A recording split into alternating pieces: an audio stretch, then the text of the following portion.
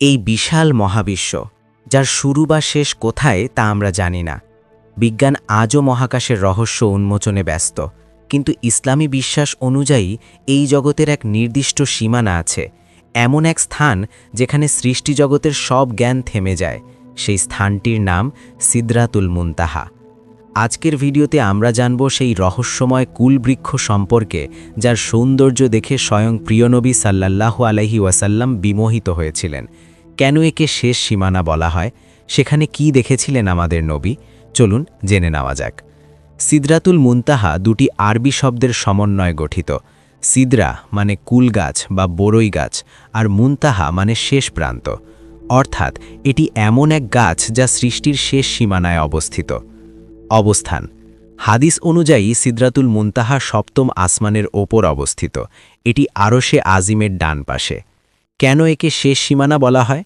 সহি মুসলিমের একটি হাদিসে এসেছে, পৃথিবী থেকে যা কিছু ওপরে যায়, যেমন আমাদের আমল বা দোয়া, তা এই সিদরাতুল মুনতাহা পর্যন্ত গিয়ে থেমে যায়। আবার ওপর থেকে আল্লাহর যেসব নির্দেশ বা ওহী নাজিল হয়, তাও এখানে এসে পৌঁছায় এবং এখান থেকেই ফেরেশতারা তা গ্রহণ করেন। এর আগে বা ওপারে যাওয়ার অনুমতি কোনো মাখলুক বা সৃষ্টির নেই, এমনকি প্রধান ফেরেশতা হজরত জিব্রাইল আলাইহিস সালামেরও নয়। মিরাজ রজনীতে রাসূলুল্লাহ যখন এই গাছের কাছে পৌঁছালেন, তিনি এর এক অলৌকিক সৌন্দর্য প্রত্যক্ষ করলেন। বুখারী ও মুসলিম শরীফের বর্ণনা অনুযায়ী, বিশালতা: এই গাছের পাতাগুলো ছিল হাতির কানের মতো বড়। এর ফলগুলো ছিল মটকার মতো, মানে মাটির বড় পাত্রের মতো বড় বড়। আলোর আবরণ: যখন আল্লাহর নূর বা বিশেষ নুরানি আভা এই গাছটিকে ঢেকে গেল, তখন এর রূপ বদলে গেল।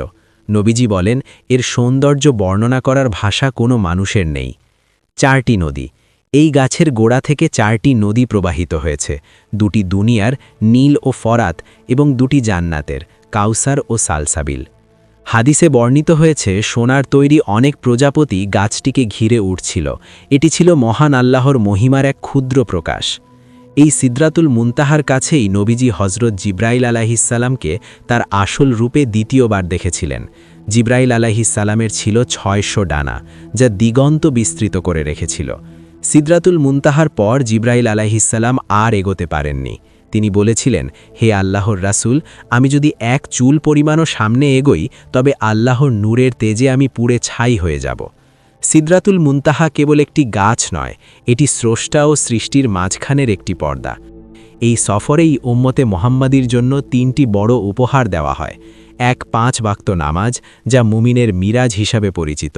2, সূরা বাকারার শেষ 2 আয়াত, যা অত্যন্ত ফজিলতপূর্ণ।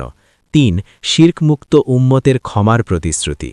সূর্য যেমন তার প্রখরতা দিয়ে সবকিছুকে ঢেকে রাখে, সিদরাতুল মুনতাহায় আল্লাহর নূরও তেমন সবকিছুকে আচ্ছন্ন করে রেখেছিল।